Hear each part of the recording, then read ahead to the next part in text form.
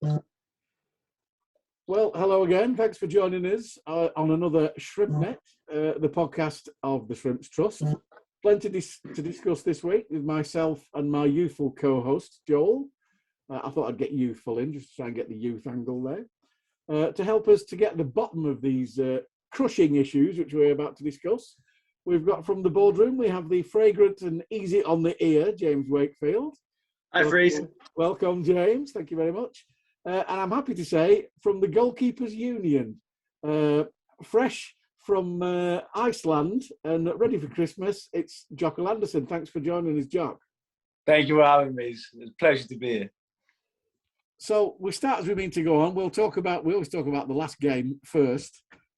Portsmouth, not the result we wanted, but the performance was certainly an improvement on what went before, but that's not exactly hard, because we discussed Sunderland last week and that was fairly disappointing. But I'll come to you first, Joel. A change of formation, amazingly, a couple of suggestions from fans. They're convinced they were taken on board with Gibbo as a left centre-back and Greg Lee as a wide man in front of him, which a couple of people had said on the internet, oh, that'd be a good idea. And sure enough, it happens. So maybe Robbo does listen. Discuss.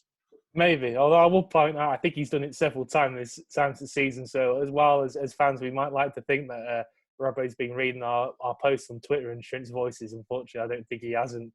He has. But no, yeah, it was an improved performance. You know, obviously a shame about the result. I thought Portsmouth were never really able to play that much. I thought we kind of did a good job of stopping them from properly playing and making it a game, a kind of style of game that they might not have wanted to play. But at the end of the day, you know, we couldn't quite create those chances to kind of get a goal and maybe swing the game a bit more in our momentum. And then when we did come very, very close at the end, that save from Bazanu was just ridiculous. So, you know, but overall, it was an improved performance. I thought Phillips put a good shift in. I thought good to see Abika back, really good.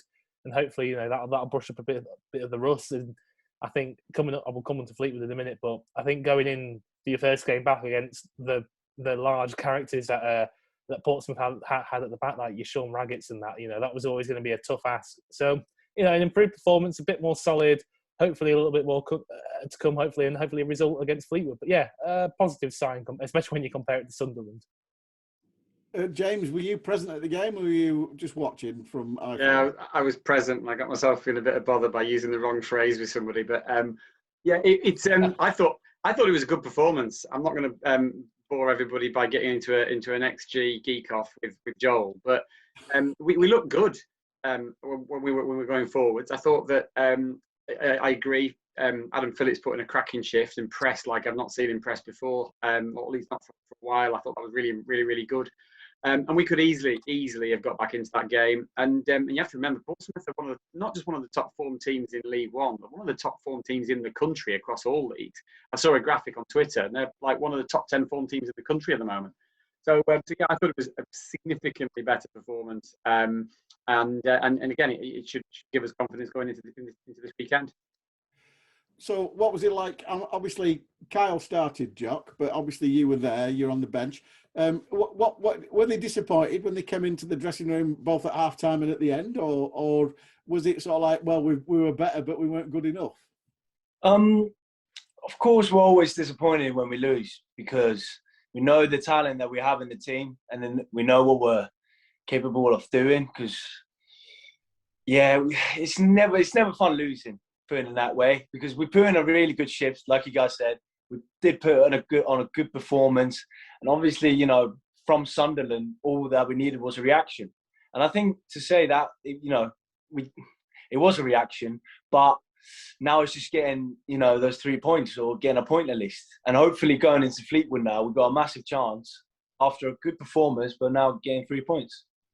Well, I sincerely hope you're right. And a couple of people commented that Jonathan Abika sort of like didn't really do much, but essentially that's his first game of the season, Joel, isn't it? And to come back from a serious injury like that, which could be in the wrong hands, could have been career threatening, and he's obviously 29, to get his first sort of 70 minutes under his belt, that's nice to see.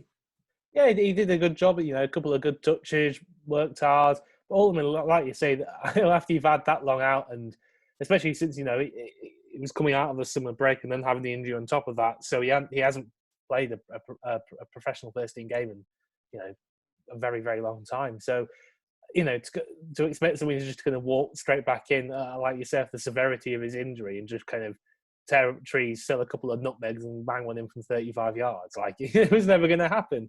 But, and like I've already mentioned, he was playing against some quite tough Grizzly centre-backs who were quite physical. So at the end of the day, yeah, it was good to get him on the pitch, get a bit of get the legs moving again, and hopefully he can kick on even more against Fleetwood or whenever he next plays. And looking at the point that Joel made, James, we know exactly what the Cowley brothers are about. We saw how they got their teams doing stuff at Lincoln. They don't give you a moment's rest. And I was chatting to a couple of fans, and they were saying, how do they play? And I was like, well, you'll notice the first person to the throw takes the throw. There's no, they're all practiced. A free kick, they'll look to take it as quickly as possible. As goal kicks, everything, they do it at 100 mile an hour. And I thought we coped with that really well because the high press seemed to work on the day. Yeah, I completely agree. The other thing was that was the best atmosphere I've heard in an away ground for years. I mean, it was a proper noise that crowd makes. It was 15,000. We had 180 odd in our end, so there was 14,800 Portsmouth fans screaming and shouting, and it felt like a cauldron. So again, I thought we coped with it all really well. I have to say, I quite enjoyed the way Portsmouth play. It's on the front foot. It's always head up, and they really have a go. But we coped really well. And the first goal was pinball, wasn't it? And if you're on form, that ball goes anywhere but in the goal. If you need a bit of a break, then it ends up in the back of the net. But I thought it was a good performance in a difficult atmosphere against a good team. And it's funny you come to that, because what I was going to ask Jock was that first goal. I mean, come on. I mean, you couldn't have written that, could you? No, I remember watching it and I saw Scotty Wootton just do the best block of all time. I'm thinking, yes. And then it just bounced off the post like 3 times, and it went straight to the player and it just put it in the roof of the net. I was thinking, gosh, how's your luck? But yeah, like you said, if sometimes you can buy luck and sometimes you just can't get it. And then at that time we knew our luck wasn't up. And I think when we come down to it, Cole scoring from his own half against Fleetwood in the 94th minute. I think we've had our share of luck for up to Portsmouth. I'd say that was probably it. Hopefully it'll turn again, because I'll come to Fleetwood on Saturday now. Wasn't the greatest game away at Fleetwood, but we came away with 3 points. But I thought we played quite well on the day. We were quite happy. We didn't do a high press at Fleetwood. We decided to sit deep and give them the room up into sort of like 10 yards outside our box. And they didn't really create that much on the day, Yoks. And from that point of view, you played that day. You didn't have that much to do, did you? No, not really. But I was just saying that because we were so compact all over the field, all over the pitch. I think the way we structured and the way we planned before the game, I think it kind of worked perfectly in our advance. So, no, it wasn't much to do. But, like, you say that, but as a goalkeeper, you're thinking, Jesus Christ. Like, even though when they're just around your box, you're always thinking, oh, danger. You're always smelling danger. But I thought we played, like you said, it maybe in that context that it wasn't our best game. It maybe didn't play the prettiest football. But I think the way we played against that team, I think we played really well. And coming to Saturday, Joel, I don't expect us to play the same way because we're at home, and I don't think Robbo's sort of wired up like that at home. Is he? Do you reckon? Yeah, I mean, we'll have to see. Obviously, we had a good performance in the 3-5-2 on last Saturday, but that might be a struggle to do with the, obviously Wootton's out, Delaney's a bit touch and go, so that might not be possible to do. Might go back to 4-3-3. We'll have to see. But yeah, I mean, to be honest, it's a case of do whatever it takes to win. And obviously, as we know from last season, I don't really care how much possession we have or how much pretty football we play. I just quite like winning. I think as from last season, I think Jokull can attest to that as well. Yeah. On the Derek, yeah, We love it. it's all about them winning than the attritional game. But whatever it takes to win, and obviously I mean, you'd expect something different anyway because they've got a new manager in. They've won a couple of the bounce under him. Well, a caretaker manager, but so things might have changed, and I'm sure everybody's doing the research and work out the best possible way to beat them, and hopefully we can put that in place and act on it on at the weekend. And coming to James now, 2 wins on the bounce for them. That's really, really changed their season. And it's always a strange one with the caretaker manager. When somebody says that phrase, I always think of a bloke in a brown overall with a load of keys, pushing a brush around, going, "Get it forward," But you've got to admit he's done a brilliant job, because the simple fact is they looked very, very beatable when we played them, and I don't think we played well, and we did beat them. But they've bounced back since they got rid of the manager, so it's going to be a tricky game, James. Yeah, I think it'll be tough. It's difficult to read too much into the form since us, I think, because they've won a game by a lot, but it was against a team with 10 men, and they've lost a game by a lot, but they had 10 men in that game. And so there's a couple of slightly sort of freak results in there, but they've definitely improved, and they were lacking in confidence before and after our game against them.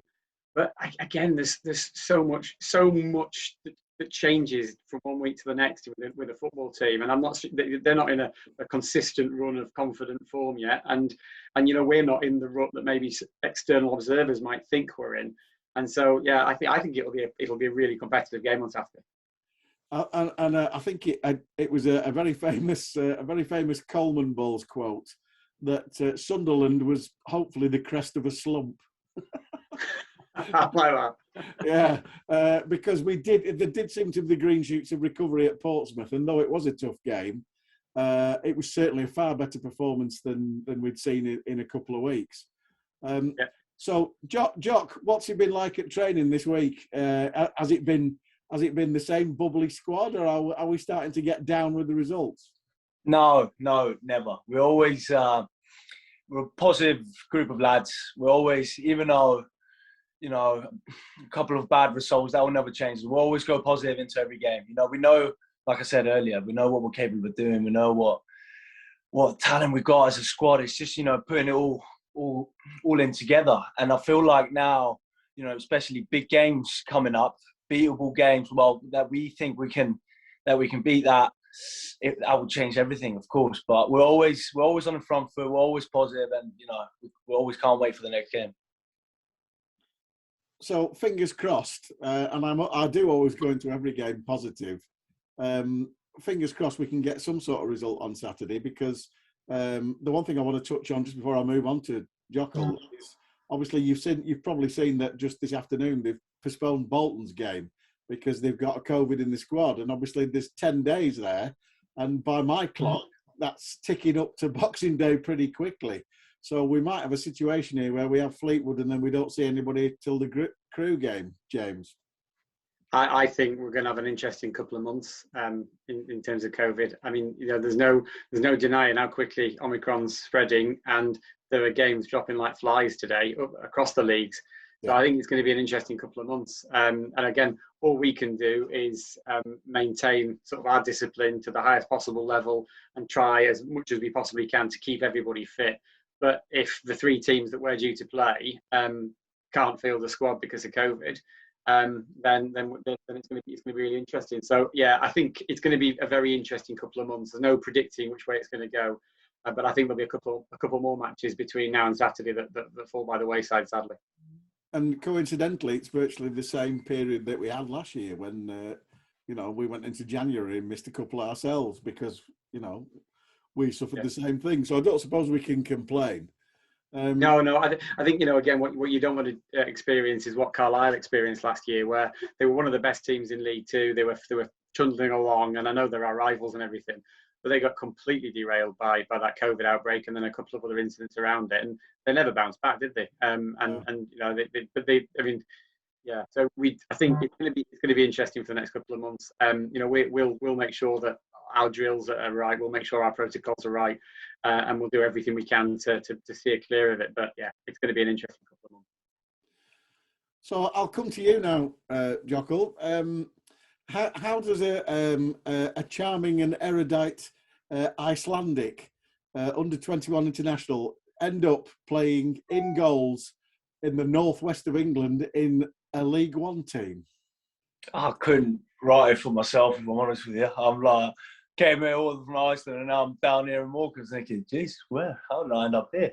But no, it was last year when I played those two emergency loan games. And obviously it went, it was great result. And like, I just remembered how just the buzz of the group it was. Like, it was always bouncy, it was always positive, looking forward to play games. And when the gaffer called me in the summer asking me if he wanted to join, it was like, yeah, I would love to. And obviously, like, they're in League One now and stuff, and playing with Exeter last season in League Two, I just saw as another step moving forward, and it was just something that I couldn't say no to, and I was absolutely buzzing when I could sign for you guys. See, you've had a bit of well, we'll call it a mixed time, because you and Kyle have been swapping all season, but we've had Kyle on, and he says you get on really, really well. And I said that's probably because you're both mental. Is that right? Oh yeah, we're lunatics. No, there's nothing going right in the brain here. No, we are the goalkeeping union stays strong as always. We're really good mates, and like through the hard times, through the good times, we always stick together, and we can always have a good chat about everything. And obviously he's been in the game for I don't know how long, and me, as a 20-year-old. It's good to have someone like that to pass on the experience and tell me like, how to do this, how to do that. And like, honestly, like, it's great to have it. So your parent club, obviously Reading, how did the move there come about? So it's a strange one that. So my older brother, he got scouted from Iceland and he went for a trial. And for some reason, the whole family just went along as well for like a little holiday. And then I don't know how, but me and my younger brother were allowed to train as well. So I had a couple of training sessions. They thought, hey, they're decent as well. So I was saying, let's get them all over. So the whole family moved, 7 years ago, all over to Reading. And that's just how it started. I don't know, mental. So your older brother, is he a goalkeeper? Is he a left back, or what is he? No. No one else wants to touch the goalkeeper position. That's just the lunatics. No, that's just me. No, he's a centre back. He played for Reading 5 years. Got a couple of first team appearances, and went abroad to Norway, and now he's in Latvia playing. Wow! And what about your younger brother? Oh, he doesn't like football. He just thought, no, I'm not having it. I'm not having any of this. It's too much. It's too hard. So he just decided to go back to Iceland. Fair play to him.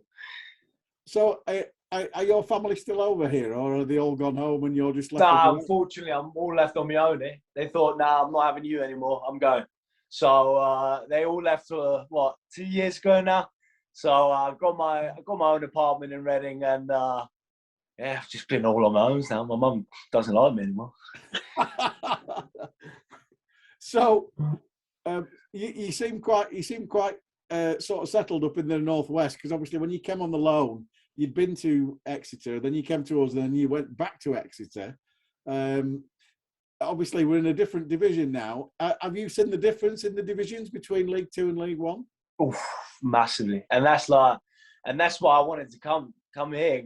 Test myself. Obviously, there's some massive clubs there. There's some really good footballers, and the difference is massive. Just the pace of the game, the crosses, the shots, everything. And like, I've been really testing myself this season, and I feel like it's only going to help me out. I've made some mistakes, I know that, but the thing is, you learn from your mistakes. I'm a young goalkeeper, and that's what it's all about now. It's just getting that experience, playing games and stuff. So yeah, I've been loving it so far, but it is tougher.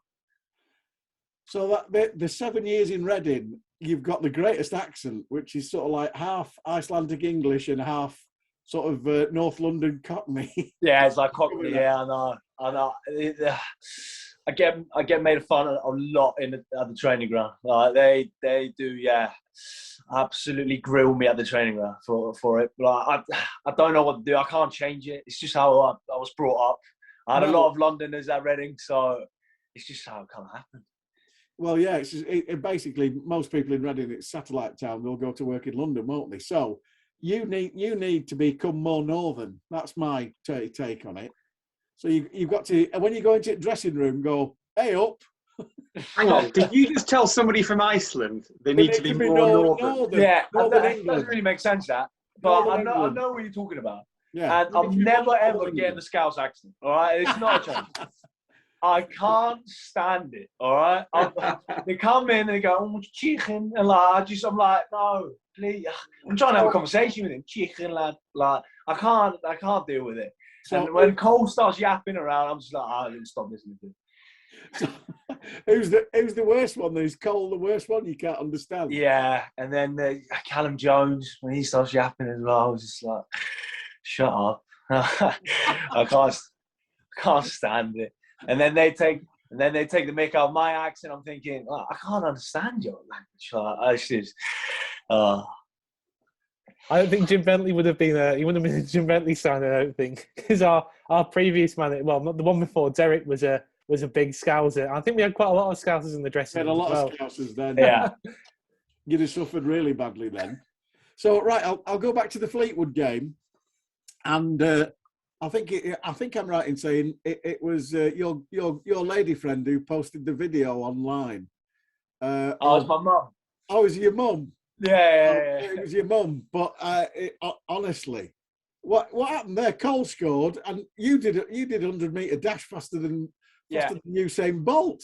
I've never run that fast in my life. Honestly, I saw him scoring that welder. I was thinking, I'm going. Nothing was stopping me. And then I just got down there, just got back, realised we have like 2 minutes left, and I'm blowing. All right? I'm thinking, I'll call the game off now. I can't breathe. Like I've never run. So when the game carried on for a bit, I couldn't breathe. But what a goal that was! And Jesus Christ, the scenes with the fans and everything, and I saw the Icelandic flag there, and I was thinking, who's got an Icelandic flag down there? We're in Fleetwood. And what a moment, and I loved every bit of it. And then you were to your little entourage in the stand, you were punching the air and blowing kisses. No, that was my mum. To be fair, no, it doesn't look the best, but my mum comes around every once a year, and like she witnessed the best game of all time. I had to give her a little kiss, you know what I'm saying? Cheers for coming, mum. I love you, you know. That's a great explanation, because when I first saw it, when it appeared on Twitter, I was laughing my head off going, it's like he's blooming scored.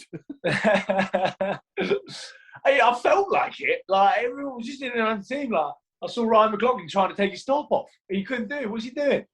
Why is he trying to take his top off? You didn't score, did you? So, like, yeah. It's just like, what a moment. So, I've got the light-hearted ones out of the way. There's probably a few more sensible questions from Joel for you now. I'm hard to start off with the light art with them, because I'm talking of everybody just doing what they were doing. I'm pretty sure on one of the angles, I think it was the one that you posted on Twitter, because it was from the big tactical cam or whatever that Harry Taylor will have, and I'm pretty sure just behind Stephen Robinson running down the touchline and doing his own thing, there's Barry Roach kind of running down. He's getting him off. He's carrying his notes as well. He's like, he loves it. He loves it. Obviously, how long has he been here for? He loves everything. Well, like when we win, he's the dancer in the change room. He gets buzzing. He loves every bit of it. I know, because he's been here since what, 2008, I think. The dawn of time. I know, yeah. I think it was pretty crazy. But yeah, just going on to your career, obviously. Exeter last season, I was looking up, and it wasn't actually quite your first. It was your first taste of VFL football, not your first taste of men's football, because I saw that you were on loan at Hungerford Town, and that was, I think, cut short by a concussion. So was that a bit of a thrown into the deep end moment when you go to the non-league and then you get concussed after a few games? Yeah, I was 16 years old.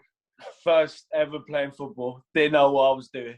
First time kicking a ball, because you know how academy football is. It's just pass it out. But I think it was my third game for Hungerford. He tries to head the ball and he just hits my what's it called, temple. Yeah. So I get knocked out fully, can't remember anything, and then got back on it, did the 2 weeks, and then first game back, a geezer kneed me in the face, and blown away, just like couldn't remember anything until I was in the ambulance. Woke up thinking, what on earth just happened? Had to get all my teeth fixed. Went for a brain scan, said I had brain hemorrhage. I mean, it's not like I was smart before. It probably helped me out, if anything. But so yeah, I had to be 6 weeks out, and and they said you're not going back, mate. So I stayed for Reading for the rest of the season, and next year finally was allowed to go back. I mean, how do you kind of bounce back your confidence and your bravery? Because I remember when I was younger, I remember I got kicked in the finger, and I was like, not for me, not this goalkeeping stuff ain't for me anymore. So to get concussed and then get kneed in the face like you did, like, how do you kind of bounce back from that and kind of pick your bravery back up? Like you said earlier, we're lunatics. It's just we just get the biggest buzz of it. Like when I get smashed in the face, and save it, it's no better feeling. I'm thinking, the adrenaline. Like I just love it. And like after I got those concussions, I just wanted to get smashed again. Really, I just wanted to get back into it and do what I do, and that's what I do best. So no, I'm never scared. I know, yeah. I think you've shown that you're quite fearless on that, because I think I'd be out of that. I think it'd be volleyball for me after that if I did. No, obviously going on to your moves last season, and it was your first taste of EFL football. But I suppose what's funny is obviously there's been a jump in division that you've had, but there's also been quite a big jump in that last season. While it was your first taste of EFL football, it was without fans. So how have you felt that difference with fans now in the stadium? Oh, it's massive. It's massive because like the first time I've been, someone slagging about my mum, from the away fans, thinking, what's going on? My mum's a lovely person. But yeah, I'll probably say that like these are the biggest differences. And like when you're taking a goal kick, I won't go, you were, and you're thinking, wow, that's but when you get the fans behind your back, when like for home games, and you got the crowd behind you shouting your name and stuff. I mean, there's not more of a buzz than that. And like after games as well, when you just want a good game, like Fleetwood away, it's no better feeling. But obviously, like last year, I would probably say, as my first professional season, like I would probably say maybe it was good for not maybe having fans, because then I could get used to it, not getting slated by the fans. And now I've played some professional football. Let's have all the buzz as well. Let's test that out as well. So I would say all mixed in perfectly. Yeah, I suppose I did see it was a Plymouth. They sent somebody around the pitch with a little handheld camera, so they could kind of pick up like pitch side footage. And actually, they managed to pick up some footage of. I think the Plymouth fans were shouting, "Does your mother cut your hair?" And he turned around and went. Quite fun. But yeah, I think I remember. It does actually remind me a little bit as well when we had the playoff semi-final. I remember it was Tranmere's keeper came to our end. I remember just pelting him, and like he had a little bit of a smile on his face. So I think he was enjoying it. But I think Freez touched on this before, but in terms of making that jump to EFL League One football, I remember we had Barry on a few weeks ago, and he said the thing that really one of the things that really stood out to him was the kind of the crossing and how like nasty their deliveries are. Is that kind of one of the things that's really tough? Yeah, 100%. Like it's just things like with League Two, you could like always get away with one maybe if you judged it or assessed it maybe a bit wrong. But in this league, Jesus Christ, if you get a half a second wrong, it's in the back of the net. And I feel like that's what I've experienced now. I feel like the room for mistakes is none, because if you make it, like I said, if you make a split second decision on it's a goal. So, and yet like all the crosses, the way they float it, the way they whip it, I'm thinking, give me a break. I remember Rotherham at home, and they got about like 400 crosses in. I'm thinking, I'm knackered here. I play stop. But that's like I said earlier, that's like the experience. And like obviously I'm trying to make myself to the trying to go to the top, and like this is what I'm gonna have to experience. No, yeah, definitely. And going back to League Two last season with their rubbish crossing down there, with the emergency loan stuff, I kind of find it quite interesting because it is just what's the kind of deal with like accommodation and how does that all work? Because is it just a kind of like a mad dash up the motorway? Then do you sleep on somebody's sofa or? Yeah, so pretty much last year was a bit interesting. So they put me like pretty much in a farm, and I stayed in a lodge. And every time I woke up, I saw sheep and goats outside. I was thinking, this is a bit different. But obviously, it reminded me a bit of Iceland. I was thinking, so it's not too bad. But pretty much, yeah, it is like they sorted me out like a lodge. I had a roommate there. To be fair, it was only like 20 minutes away from the training ground and the stadium, so it wasn't too bad. But like you know, there was no Wi-Fi, there was no anything really, other than just like the thing. I didn't really care. I was just playing football. I was enjoying myself. So I think that all really matters for me. And like when I'm here as well, like yeah, I do have maybe a nicer apartment, but I don't really care about that unless if I'm just playing football. No, yeah, definitely. Just wanted to, were you playing at an academy in Iceland before you came over here? Yeah. So is there anything kind of particularly different that they try and focus on with goalkeepers or just football in general when they're training you in Iceland compared to when you were at Reading? Oh, well, I had like maybe a goalkeeper session once a year. So I'll say that's a bit different.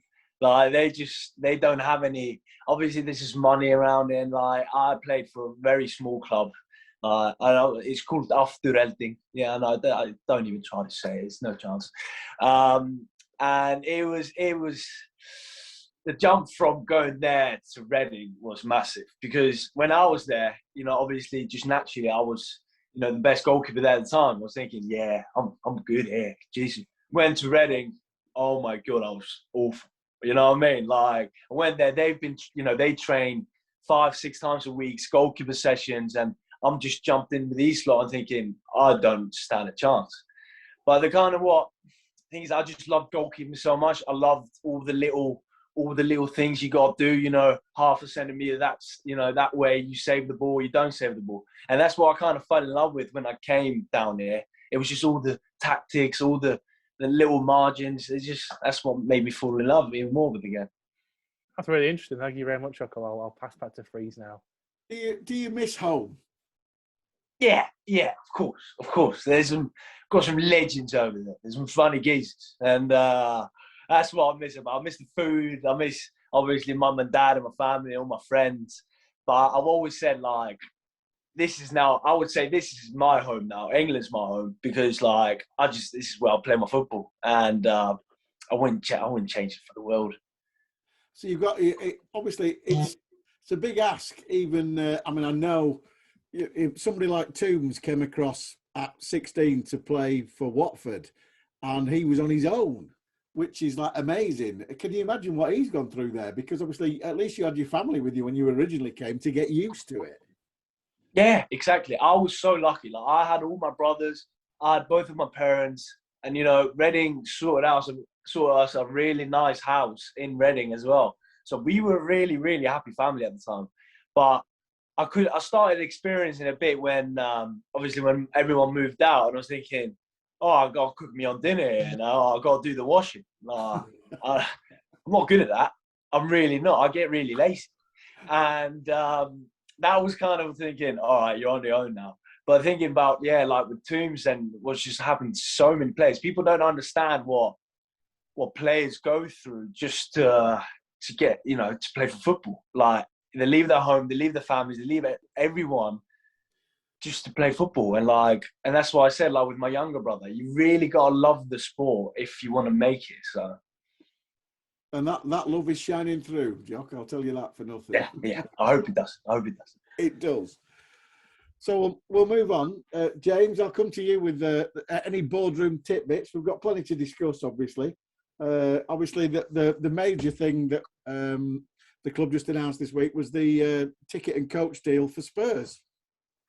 Yeah, I mean that's something that Joel will probably know as much about, and you probably from the trust perspective as I do. It was just something with a game like that it really does make sense for the club to get more directly involved, and that's great. And you know, it's a good example of the trust and the club sort of working in concert. So that's great. And I think we've got a good allocation for the Spurs game. It's a shame it's at 2 o'clock on a Sunday. It's much more difficult to get to. In fact, frankly, it's a pain in the backside. But you know, it is what it is. We can't do anything about that, and it's still Spurs away. So you know, Exactly. Spurs away, Spurs away. So yeah, that's good. A couple of other little things. The kits for next season are done. We're just waiting for the final designs. So they're all sorted. I can't obviously share them, but you know, home quite classic, quite sort of, you know, our colours, and away something a bit funkier, which I'm looking forward to. So that's good. And then this weekend, we said last month at the FA Cup game against Newport, we were signing the Armed Forces Covenant, and we were going to try and get some things moving as quickly as possible on that, rather than just signing the Covenant and then doing nothing with it. And so this coming week, we've got an Armed Forces recruitment stand at the game against Fleetwood. So that'll be in front of the stadium, and that's great because it's a Lancashire derby. Both Fleetwood and Morecambe are Duke of Lancaster's regiment clubs. And so, you know, there might be a few people taking interest there, home and away. And then next Wednesday, we're doing a Veterans Coffee Morning, which I think is really important, especially given the time of year we're at, and also what's happening with COVID. Because some people really just need a hand, and some people just need a chat and a brew. And so, assuming that the pandemic doesn't affect that at all, I mean, we'll do that in the car park if we have to. So yeah, that is quite nice, because we said we'd do something, and here we are a month later actually doing. And then aside from that, you know, the guys are working like Billy O behind the scenes. All the little things we've been working on all season. Some of them are coming to fruition, some are nearly there. But it's all sort of falling into place now. I don't think at the moment there's necessarily a sort of a feeling like we've got to go and hire somebody to do this, or we've got to go and find somebody who can do that. It's now really about getting the team working well together, which is not that far away from exactly what Stephen and Jokull and the team are doing. You know, it's a relatively newly formed group of people with established people, and some people are fresh in, and it's getting it all sort of whirring. So yeah, I think we're in a decent spot at the moment. We're in a good spot as a club, which is nice. And looking at for those of you watching on YouTube, obviously you can see the Barter card is actually behind James's shoulder there. We're expecting a bit of progress on the behind the scenes there with the cover behind the Barter card stand. Is that right? Yeah, I mean that will suddenly go up. It'll go from being, you know, some concrete and some bits of metal in the ground, and then something will suddenly appear. And I think there's a need to sort of do it in stages so they can work out, you know, what the light is and how it all works. But yeah, that will happen quite quickly now, assuming there's no more delays. And I think, yeah, that's going to make a huge difference. We know we've missed out some of the crapper weather, but hey, it's happening. And so for me, with things like this, as long as they happen, it's not the end of the world if you have to wait a little bit longer. No, true enough. I like to say people have it. Oh, and Jock's gone off for some reason. Sorry, I was getting a phone call. Sorry. Oh my God. Oh, you got to get. Somebody's very keen. Is that your mum? No, it's one of my friends. He's probably asked me to go on PlayStation. Jesus Christ. Oh, well, at least you got it now. Yeah. Sorry. Joel, I'll come to you. Quite a lot going on with the trust. Obviously, they've been busy organising the Bolton coaches, which has been really popular. I think we've got. Are we on the third coach? It's nearly full now. Yeah, I believe we're on to the third coach. I'm not sure exactly where they are with that, but yeah, it's been a great take. My dad actually on a slightly separate note was in the club shop today. I think that the Bolton tickets are selling really well, and obviously you can see that with the coaches as well. So fingers crossed that it is going to go ahead, because if it does go ahead, it'll be a really, really great game. You know, quite a big stadium, a lot of fans going. I think I think there's that fan. I don't know if people have seen on Facebook. We've got a fan coming over from the Netherlands, I believe, to try and watch a few games around then. So, you know, it'll be a really good day. A little bit of beef with Bolton from last season, maybe. So we'll have to see how that goes. But you know, we're really looking forward to it. So just desperately hope that doesn't get called off, because you know, a lot's going into that. Hopefully, should have a lot of people coming. So, fingers crossed. And also, the trust and the club have got together for the to help the Morecambe Bay Food Bank this weekend, and people can drop stuff off. Is that right, James? Yeah, there's quite a lot going on. So we've got the food bank at the stadium this weekend. We've got obviously the army recruitment stand. So yeah, lots is going on this weekend. It's a good day for it. It should be a good crowd. Again, who knows what's happening with Omicron, but it should be a good crowd regardless, which is good. So it should be a busy day. Just interestingly, on that Bolton beef that Joel just mentioned, I don't know if you guys remember watching the game against Bolton at theirs on iFollow with the two worst commentators in the world. Yeah. And there was a Bolton guy, or there was a guy who had a vaguely northern accent, and there was a Scottish guy, and they were just terrible. Yeah. And they spent about half the game saying things about Cole Stockton, like, this guy can't play football, he can't do anything, he can't run, he can't shoot. But like at one point, this guy just dissected him. And I just hope I run into one of them this weekend, on the Bolton weekend. It's funny because that person shall remain nameless for this podcast, but I know who he is, and I have actually met him, and I've seen how he performed, and unbelievably, he was the guest summariser when we played Oldham at their ground on Radio Lancs last year, and he was exactly the same, but because he was on Radio Lancs, he was pro Morecambe and anti Oldham, and really, and used some of exactly the same phrases about the Oldham players. Really. That's just that's just what he does. It's just what he does. So it's a bit crazy, but that makes it even worse. It does. You're right. I've got even less respect for him now. Yeah, exactly. And it bizarrely, I don't know which game it was, but I was coming home listening to Radio Lancs the other week, and he was summarising again on the Preston game. So he does quite a bit for Lancs, quite a bit for Radio Manchester. So I think he alternates between, trundling to Bolton or Wigan, and then coming sort of like further east on Blackburn and what have you. But there you go. That's what happens. Oh, well. Yeah, we'll see. So that about wraps it up for today. I've got one extra question for Jock. Looking at the games coming up, we've got lots of teams around us we're playing. If we can get those points, and we have got points against those teams now, where do you think we will be in the new year? Will we be up to 16th, or will we be still in the mire? What's your educated guess?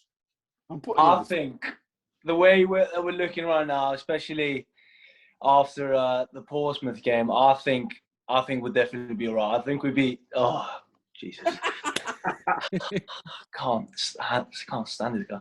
I think that we'll be definitely pushing up to the 16th. I think we'll be all right. Saying to all the fans, have trust in us, stick with us, and we'll sort you out those 3 points. That'll do for me. And on that note, what else can we finish on? I'm always positive, as you know. I sincerely hope we can get something against Fleetwood. If the Bolton game does go ahead, despite Omicron, they've not been in brilliant form, have they? Let's be fair. So we can get something there. Crew at home, Doncaster at home. Am I saying 9 points out of 12? Do you think I'm being a bit optimistic there, Joel? Yeah, that sounds about right. Yeah, easy, no problem. 12 out of 12, sure, of course. 12 out of 12. You heard it here first. Thanks for listening. This has been ShrimpsNet. I've no idea what episode we're on now. We've done that many. We will be hopefully doing one just before Christmas to report on how fantastic we were against Fleetwood. And we'll have another quiet and unassuming guest, as in Jock today. Thank you, Jock, for coming on and being as honest as ever. Thank you for having me. It's been an absolute pleasure. And James, brilliant to talk to you as always. Hope to see you over the Christmas period. Yes, fellas. I'm actually up in my mum and dad's now, so I'm up in near Hornby, and I'm staying all the way through now till the 29th. So I'll be at the stadium next week and all the games. Brilliant. So it'll be good to see you and hopefully chat and have a pint. Joel, as ever, far better questions than I could have ever come up with. I just like chatting, so that's just me. Thanks for listening. Keep the faith, up the Shrimps, and if you are not a member of the Shrimps Trust, please do join. Thanks for listening.